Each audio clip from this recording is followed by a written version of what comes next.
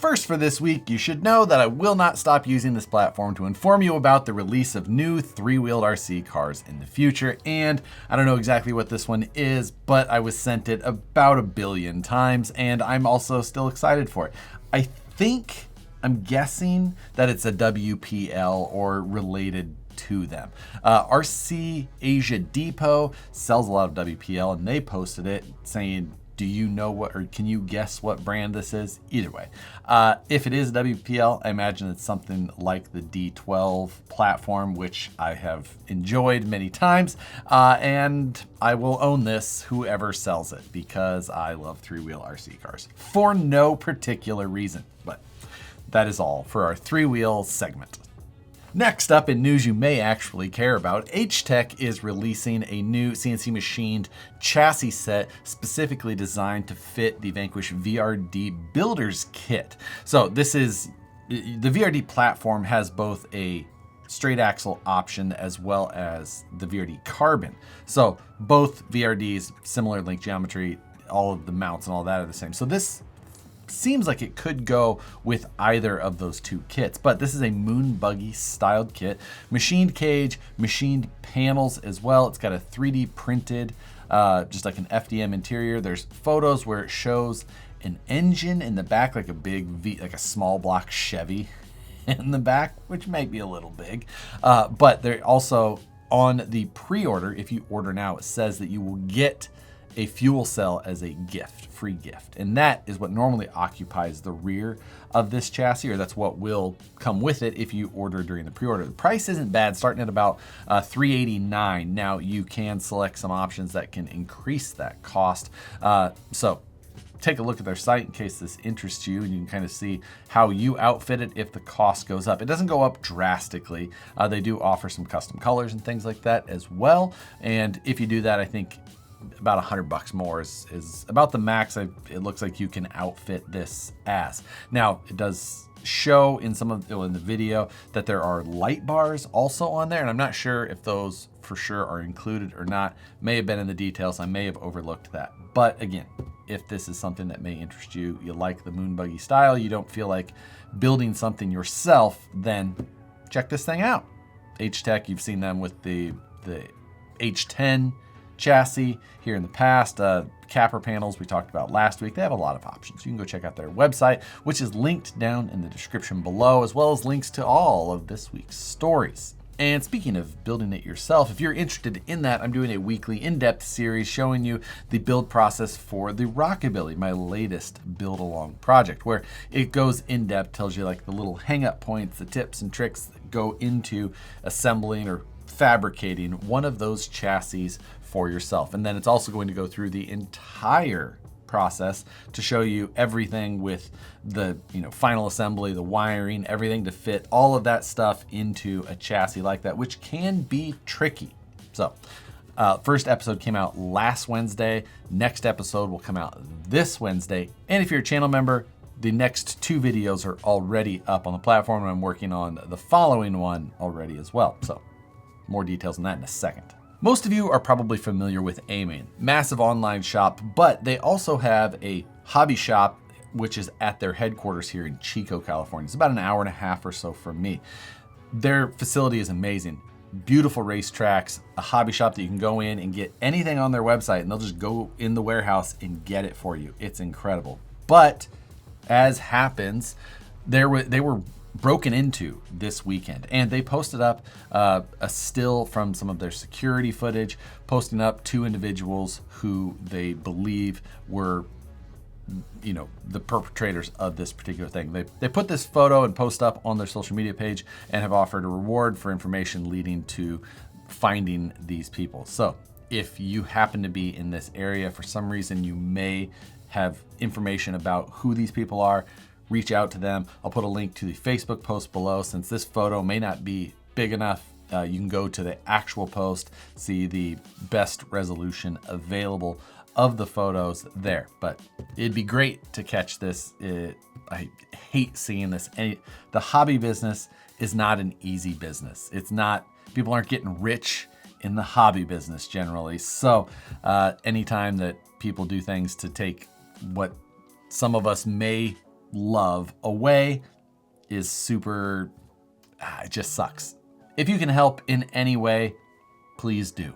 Then we're going back to Cisco Grove. Scale Challenge West is hosting an event at Cisco Grove, the place famous for hosting AxioFest years ago. Cisco Grove is willing to host events again, and Elio with Scale Challenge West posted up a video this weekend giving information on the next one. So this event is going to be August 30th and 31st at Cisco Grove. Camping will be available. However, it is going to be tent camping only, no trailers for this event. Hopefully, as things go and progress in the future, things like that change, because it is an amazing campground and a place that many of us have enjoyed for years and years. So if you're interested, Elio puts on these Scale Challenge West events. They're kind of, trail ride focused, things like that. They're not necessarily competition based or anything along that. It's just a great time, good people, well run. Check this thing out. Prices are super reasonable. Entry and camping, all the information available in the Scale Challenge West group, which again, linked in the description below. This is a Facebook hosted group, so you will need Facebook to be able to see that information, I believe, but it doesn't appear that you need to register anything like that through Facebook. So at least you can just get the information. And if you're interested in going, come see us there. I'm looking forward to it. I love the terrain up there at Cisco Grove and hope that we see more and more of this here in the future. And if you'd like to see more and more of things like this show, you can check out the channel membership. Haha, segue. Help support the channel a little bit extra. There's additional content. You get videos early, like Skill News Update the night before. The Rockabilly Build Series, which you get weeks in advance at this point. Afternoons Delight, which is an extension of this show a little bit. Go back over things, talk about what's going on, whatnot. A bunch of things like that. Help support the show. Again, if you're interested in more information on that, there's a link down in the description below for channel membership. Thank you for all of you that support. Thank you for all of you that watch all of the videos regardless. This Wednesday, come join Matt and I for live stream Takeover, the show that never ends. We're in our 6th year of never missing a Wednesday, so come join us as we talk a little bit about RC and a lot about just about everything else. So come check that out again, 6 p.m. Pacific, 9 p.m. Eastern. And if you work for an RC company and like to see any of your products on the Scale News Update, you can shoot me an email to news@harleydesigns.com. Include a photo, a description, and a link to where it can be found when it hits your website. And love to take a look at it, see if we can get it here in the news. Next, we've got a new version of the FlySky G7P Plus. This is one of their most basic radios, but with a lot of features. It was recently expanded from a 7-channel, like the name would kind of make you think, to a 10-channel now. Also has new, updated, or increased memory capacity inside. It comes with an 11-channel receiver, same receiver that comes with the FSG-11P, but you can use 10 of the 11 channels at least. It is nice that a radio like that comes with a receiver that can utilize the entire radio. A lot of multi-channel radios or high channel count radios don't come with a receiver that can actually let you utilize all of the features. So it is nice that FlySky does that. These are budget focused, but they have a lot of power to them. This has got a lot of adjustability or adaptability with the button configurations. It does have a knob just behind the wheel, not down by the trigger like the FSG-11P, but this one up a little bit further, maybe a little bit more similar to like the Radio Master. Kind of interesting in that. If you're looking for a budget-friendly radio with a lot of power, maybe this one will be a good fit for you. Next, while looking for news topics for this week, I ran across the release of a new RC motorcycle. And while I've owned many RC motorcycles, including the Losi Pro Moto. The Losi Pro Moto was really the only one I was ever really able to drive much or very well, other than maybe like the old Radio Shack Ricky Carmichael. But this new one is an RG Evolution BK4R 1/5 scale bike. And it's like a race focused bike. Now, we don't talk a lot about RC motorcycles, especially like the high-end race ones, but it was just one of those ones I was like, oh, that looks pretty cool. Went to the site, took a look at it, and it's like a $2,700 kind of chassis setup for one of these motorcycles, which is, when you step into a world of that's like the top tier or elite of something, oftentimes you're just like, oh wow, I wasn't fully aware. And it is 1/5 scale, so that, larger usually means more expensive, oftentimes means some, wild competitive worlds. And I think this one is exactly all of those things. There's a ton of different options and things like that that are very specific to people who are in the know or very, in tune with exactly what they're looking for with a bike like this. But I always just find it fascinating to kind of like get a peek into a world of something that you maybe just don't quite have enough information on. You just have like a kind of a high level knowledge. You walk in there and you see the details of something like that, $2,700 carbon fiber, all machine motor. Like, oh, I get it. Not mad at it. Just I understand now. And this is one of those situations. I know that the motorcycle racing scene is active in SoCal, but beyond that, I rarely ever see anything about it. I think beyond SoCal, maybe it exists mainly in other countries. I don't think that it maybe ever really picked up here in the States. But again, like I said, I got real high level knowledge. Maybe it's booming in the underworld motorcycle racing scene around. And on the topic of large scales, Rarlo is teasing a few new large scale options. So they've posted up that they are coming out with a licensed Evo in both 1/7 scale and 1/10 scale. The photo they posted is of a real Evo, not of the RC one. But again, 1/7 scale, 1/10 scale. I always like seeing the larger scale on-road stuff. I always think it looks cool. And then they had a shadowed like silhouette of 3 other new large scales that they're coming out with. One looks Unimog-esque. One is clearly Porsche, like a 911 of a more vintage style. And then the other is, like the Le Mans style, but kind of similar to their Go Fast platform that they have. Traction Hobby released that larger scale Porsche here recently. This has a very similar stance and size. It appears from the, very blurry, grainy photos that were shown quickly on a live stream.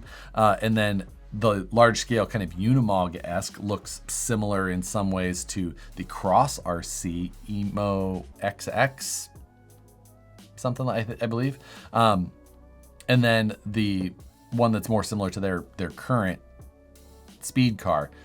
That one, I don't think we've seen much like that in that size, but more information probably before long. They usually release like details and information long before sales information. It's weird how they do their marketing. Again, always is, but nonetheless, look, large scale Porsche.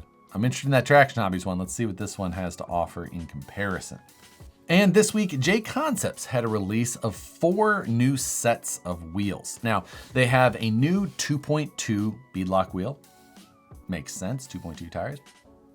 New option for you. If you dig the style, they're gonna have these available soon. They're not up on their site for sale yet, but they did make the post and a YouTube video showing some of them. But then the other 3 that they posted up, also all beadlock wheels, but they're all a 2.0 wheel.